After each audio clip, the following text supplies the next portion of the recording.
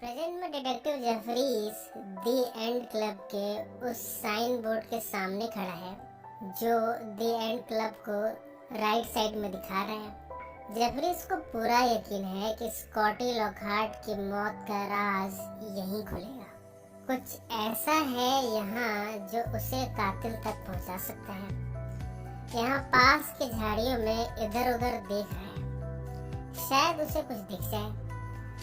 इसी क्रम में उसे एक पत्थर मिला है। उसने इसे अपने हाथों में उठाया। वो कुछ सोच रहा है। अब भला इस पत्थर का स्कॉटी के मर्डर से क्या ताल्लुक है, ये हमें आज ही पता चल जाएगा। अब कहानी पास्ट में जा रही है जहाँ से ये सब शुरू हुआ था। कहानी के पहले हिस्से में नोआ की कहानी बयां होगी। अब नोआ ने एलिसन से हार मान ली। उसके लाख समझाने के बावजूद एलिसन ने लॉबस्टर रोल की ओनरशिप ली ही ली। अब वो इसे ऑपरेट कर रही है कोल के साथ और बाकी पार्टनर्स के साथ। अब नोआ को एलिसन से मिलने लॉबस्टर रोल जाना पड़ता है। इसी क्रम में आज भी वो यहाँ पहुँचा है। एलिसन शिप में है जिसमें उसके रेस्टोरेंट के लिए फिश आई है। एलिसन ने जब नोआ को दूर से देखा तब दौड़ते हुए खुशी खुशी उसे मिलने आई। नोआ ने भी मुस्कान बिखेरी अपने चेहरे पर। एलिसन ने कहा, तुम तो बड़ी जल्दी आ गए। इस पर नोआ का जवाब था, हाँ, ट्रैफिक बहुत कम था। एलिसन जानना चाहती है कि जोनी कैसी है। नोआ ने कहा, वो तो ठीक है, तुम्हें मिस करती है। इस पर एलिसन ने कहा, मैं भी उसे बहुत याद करती हूँ। इसके बाद वो उस घर में गए जहाँ आजकल एलिसन रहती है। वो यहाँ अक्सर लॉबस्टर रोल के काम से फ्री होकर आ जाती है। नोआ ने उससे पूछा, तो तुम यहाँ रहती हो? ये जगह तो बहुत छोटी है। एलिसन ने कहा, हाँ, पर मैं यहाँ बहुत कम ही रहती हूँ। मोस्टली लॉबस्टर रोल के काम में व्यस्त रहती हूँ। ये जगह दरअसल रेस्टोरेंट के ऊपर है। पहले इसमें ऑस्कर रहता था, यानी ये जगह ओनर्स के लिए है। एलिसन ने कहा, मुझे रेस्टोरेंट के ऊपर रहना अच्छा लगता है। यहाँ से मैं ज़्यादा काम निपटा सकती हूँ और समय का पूरा इस्तेमाल कर सकती हूँ। आज रात मैंने हम दोनों के लिए दी एंड क्लब में कमरा बुक किया है। नोआ ने कहा, पर मैं तो तुम्हारे साथ ही इस कमरे में भी रह सकता हूँ। तुम्हें बेकार में दी एंड में कमरा बुक करने की कोई ज़रूरत नहीं थी। इसके बाद नोआ अपने काम के बारे में बताने लगा। अब वो फ्रांस जाने की सोच रहा है। उसने कहा, मैं एक ही जगह बैठकर नहीं लिख सकता, थोड़ा घूम घूम कर शोध करना चाहता हूँ।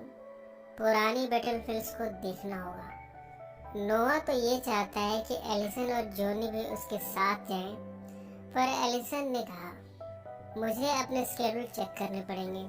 तुम जोनी को लिए भी तो जा सकते हो। नोआ को एलिसन का ये व्यवहार अच्छा नहीं लगा, पर वो कुछ नहीं कर पा रहा। उसे पता है वो जो कुछ भी कहेगा उसका एलिसन पर कोई फर्क नहीं पड़ेगा।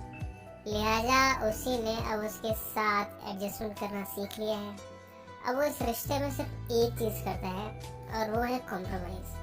वो मैक्स की बात को भी याद कर रहा है कि एलिसन के आकर्षण में आकर हेलन को छोड़कर उसने कोई समझदारी नहीं दिखाई। पर अब वो सब तो हो चुका है। अब उसे एलिसन के साथ ही जीना है। थोड़ी देर में जब एलिसन अपने एक पुरानी ड्रेस पहनकर आई, ये ड्रेस उसे कोल की माँ से गिफ्ट में मिला था। इस ड्रेस में भी देखकर नोआ ने उसकी तारीफ की। एलिसन ने भी उसे शुक्रिया कहा। इसके बाद वो नीचे अपने काम से जाने लगी। नोआ ने कहा, मुझे खुशी है कि तुम इतनी कामयाब होती जा रही हो। आई विश कि तुम्हारा रेस्टोरेंट कामयाबी की ऊंचाइयां चढ़ता जाए। थैंक यू कहकर एलिसन नीचे चली गई। जब नोआ नीचे पहुंचा तब उसने कुछ पत्थर रखे हुए देखे हैं। ये उस पत्थर से मैच कर रहे हैं जो प्रेजेंट में जेफरीज को मिला था दी एंड क्लब के साइन बोर्ड के पास। इन पत्थर पे अलग अलग लोगों के नाम लिखे हैं। इनमें एक पत्थर ऐसा भी है जिस पर नोआ का नाम भी है। नोआ ने उस पत्थर को उठाकर अपने पास रख लिया। नोआ जब रेस्टोरेंट की एक चेयर पर बैठा तभी उसके सामने के चेयर पर मार्गारेट आकर बैठ गई। उसने आते ही कहा, नोआ अगर तुम्हें पैसों की जरूरत हो तो बता देना। नोआ ने कुछ नहीं कहा, अब तो उसे आदत हो गई है कुछ न कहने की। इतने में हेलन भी आ गई। अब वो विक के साथ रिलेशनशिप में है। अब उसे नोआ से कोई शिकायत नहीं। जो बीत गया वो पास था। नोआ अब उसके लिए सिर्फ दोस्त है। मार्गारेट ने कहा, मैं तुम्हारे नए बच्चे की तस्वीर देखना चाहती हूँ। नोआ ने अपना मोबाइल निकाला और जॉनी की कुछ वीडियोस दिखाने लगा। इतने में एलिसन आ गई इनका ऑर्डर लेने। पर हेलन और मार्गारेट जल्दी यहाँ से चले गए। नोआ ने एलिसन से रिक्वेस्ट करते हुए कहा, थोड़ी देर मेरे साथ बैठकर बात कर लो। मैं तुम्हें अपने घर में बहुत मिस करता हूँ। जॉनी के साथ जब होता हूँ तब तुम्हारी प्रेजेंस महसूस करता हूँ। ऐसा कहते हुए जॉनी के कुछ वीडियोस दिखाने लगा। एलिसन ने भावुक होते हुए कहा, मुझे माफ करना, इस बार की गर्मियाँ बड़ी मुश्किल थी। मैं अपने बेटे और तुम्हें वक्त नहीं दे पाई। इस समय नोआ ने भी अंडरस्टैंडिंग बनते हुए कहा, कोई बात नहीं, अब मैं भी धीरे धीरे एडजस्ट करना सीख रहा हूँ। थोड़ा मुश्किल है पर हो रहा है और मैंने काफी कुछ लिख भी लिया है अपनी नई किताब के लिए। सब ठीक है और जो नहीं है मिलकर ठीक कर लेंगे। बस तुम मुझे छोड़कर मत चले जाना। आज ही कोल और लुइजा की शादी हो रही है। शादी की जगह चुनी गई है समंदर का किनारा। यहाँ सभी मौजूद हैं, नोआ भी है, एलिसन भी है।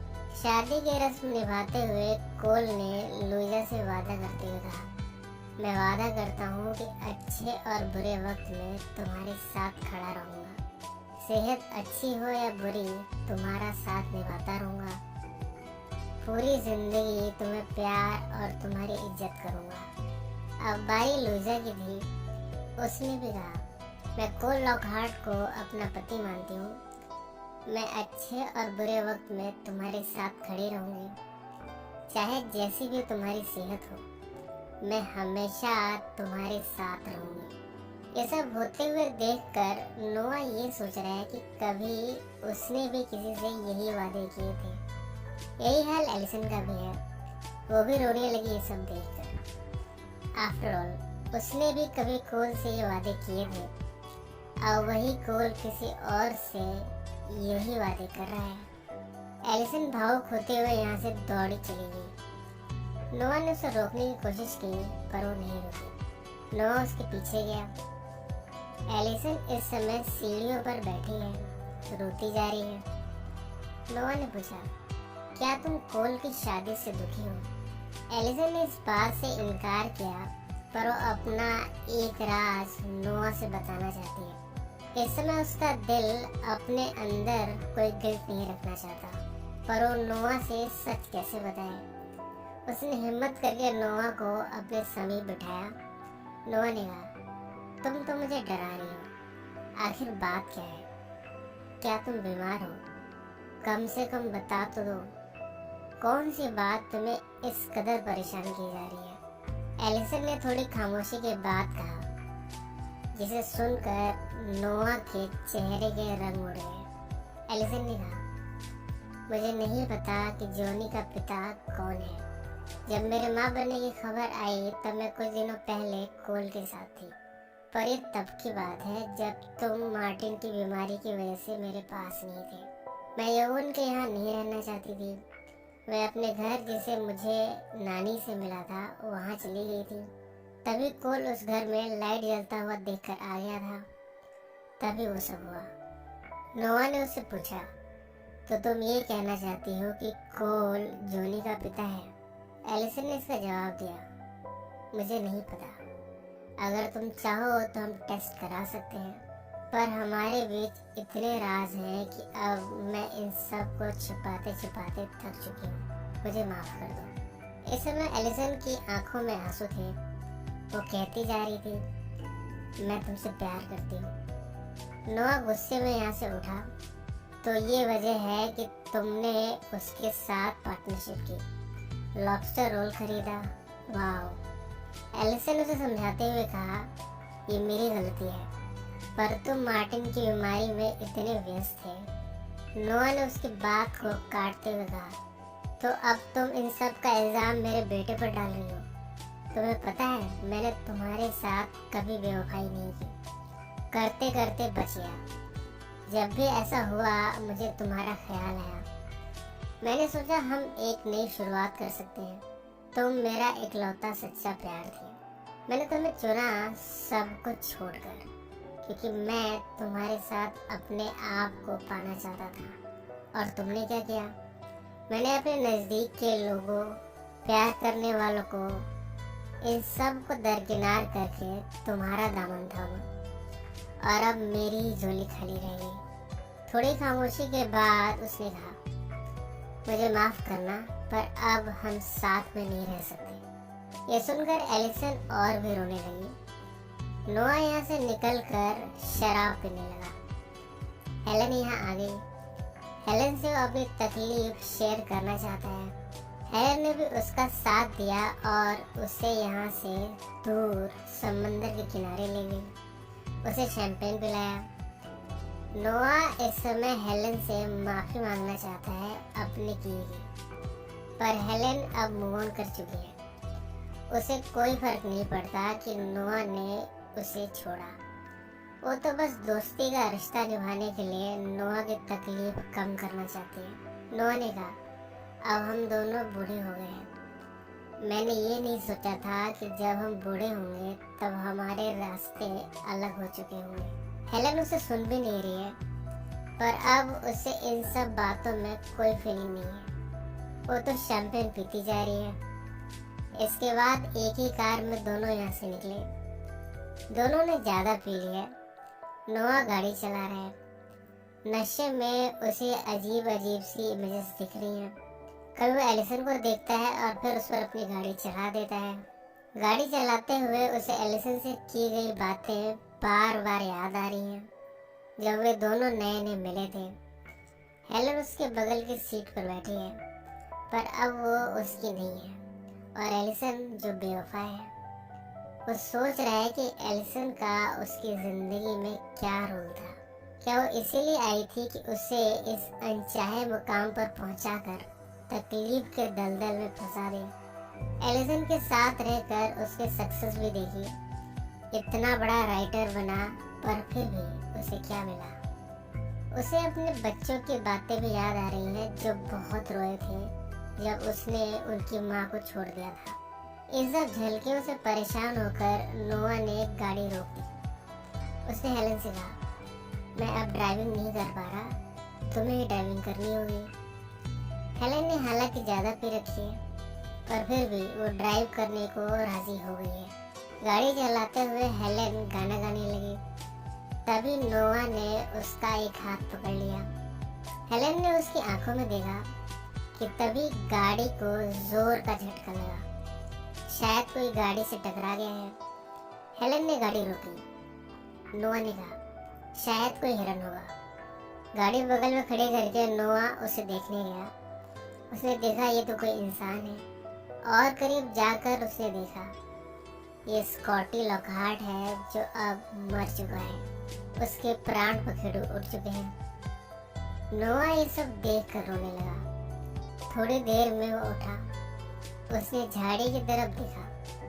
वहाँ कोई छुपा हुआ है। नोआ ने ये भी देख लिया कि वो कौन है। वो उसे देखकर और भी चौंका है। वो दौड़ता हुआ कार के अंदर गया। हेलन को लिए यहाँ से दूर। थोड़ी दूर जाकर उसने हेलन से कहा, जो भी हुआ उसे भूल जाओ। माँ से कहना कि तुम टैक्सी से घर लौटी और मुझे देखा ही नहीं, समझी तुम? हेलन इस समय सदमे में है। ये उससे क्या हो गया? उसने नोआ से पूछा, अब तुम क्या करोगे? नोआ ने कहा, मैं कुछ न कुछ सोच लूँगा, पर मैं नहीं चाहता कि तुम इन सब में पड़ो। तुम हमारे बच्चों के बारे में सोचो। उन्हें तुम्हारी ज़रूरत है, मेरी उतनी नहीं है। हेलन ने उसे देखते हुए कहा, पर अब आगे क्या होगा? नोआ ने फिर से अपनी बात दोहराई, तुम सिर्फ बच्चों के बारे में सोचो। पहले ही उन्होंने बहुत दुख झेले हैं मेरी वजह से। अब मुझे प्रायश्चित करने दो, तुम जाओ। हेलेन इसके बाद कार से उतरकर चली गई। सामने एक घर है। ये घर किसका है ये अभी रहस्य है। कहानी अब प्रेजेंट में आ चुकी है। जॉन नोआ से पत्थरों की इमेज दिखाते हुए कह रहे हैं, इनमें से एक पत्थर जेफरीज को दी एंड क्लब के पास मिला है। नोआ ने कहा, पर इससे क्या साबित होगा? इस पर जॉन का जवाब था, इससे कुछ साबित नहीं होगा, इससे ये साबित होगा कि ये पत्थर वहाँ था। खैर ये सब तो एक तरफ, मैं तुमसे कुछ और भी डिस्कस करना चाहता हूँ। मेरे सामने कुछ ऐसी बातें सामने आई हैं जिन्हें मैं चाह रहा था कि तुम्हें ना बता, पर अब मेरे पास कोई चारा नहीं है। उसने एक कागज निकाला है, इसमें क्या है ये अभी डिस्क्लोज नहीं हुआ। और इसे देखकर नोआ ने कहा, ये सब मुझे पता है, पर इसका इसके से क्या लेना देना है? जॉन ने कहा, मेरे पास एक वीडियो है जिसमें एलिसन और स्कॉटी की लड़ाई हो रही है। जिस रात स्कॉटी की मौत हुई उस रात उन दोनों की लड़ाई हुई थी। मेरे पास फोन रिकॉर्ड्स हैं जो बताते हैं कि कई महीनों से स्कॉटी एलिसन को फोन करता था। हो सकता है कि स्कॉटी ही जॉनी का पिता हो, ऐसा मैं पहले सोचता था, पर जब ये रिपोर्ट आई है तब ये पता चला है कि कोल जॉनी का असली पिता है। तो मेरे हिसाब से कोल जॉनी का पिता था, ये बात स्कॉटी को पता था और इसलिए स्कॉटी एलिसन को ब्लैकमेल कर रहा था कि वो नोआ यानी तुम्हें इस बारे में बता देगा और फिर एलिसन ने स्कॉटी का मुंह बंद करने के लिए उसे मार दिया हो। ऐसा भी हो सकता है कि दुर्घटना वाली रात को एलिसन ने उसे धक्का दिया हो। ऐसा कहकर मैं जोरी को उलझा सकता हूँ और तुम बच सकते हो। नोआ ने कहा, आप क्या बकवास कर रहे हैं? अपने आप को बचाने के लिए मैं एलिसन को फंसा दूँ, वो भी झूठ बोलकर?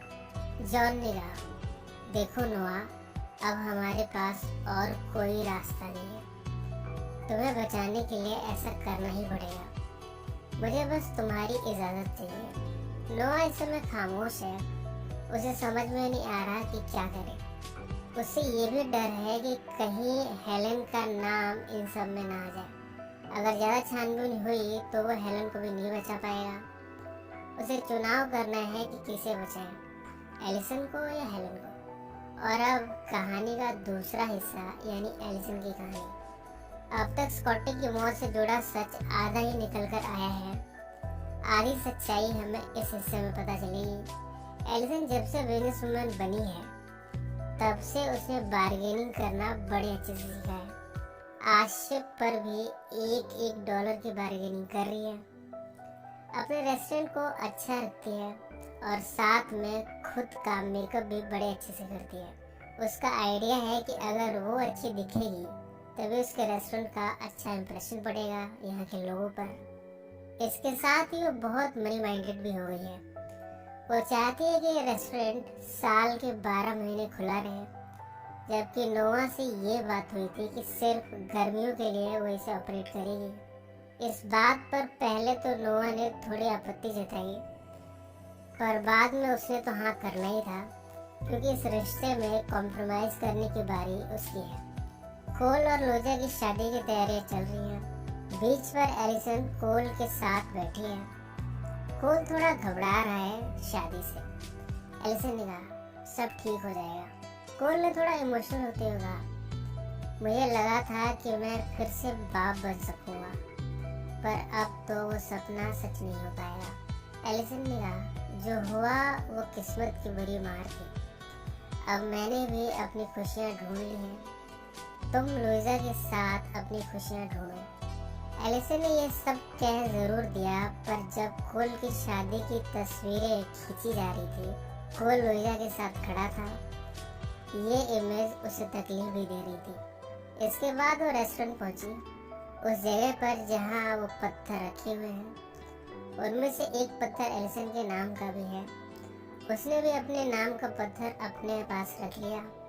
इसके बाद शादी के दौरान वो भावुक हुई और वहाँ से दौड़ी चली गई। इसके काफी समय बाद यहाँ स्कॉटी से उसकी मुलाकात हुई। स्कॉटी ने उससे कहा, मुझे तुमसे माफी मांगनी है। जब हम आखिरी बार साथ में थे तब मेरा बर्ताव बहुत बुरा था। इतने में यहाँ कॉल आ गया। स्कॉटी अपने नशे के इलाज से लौटा है।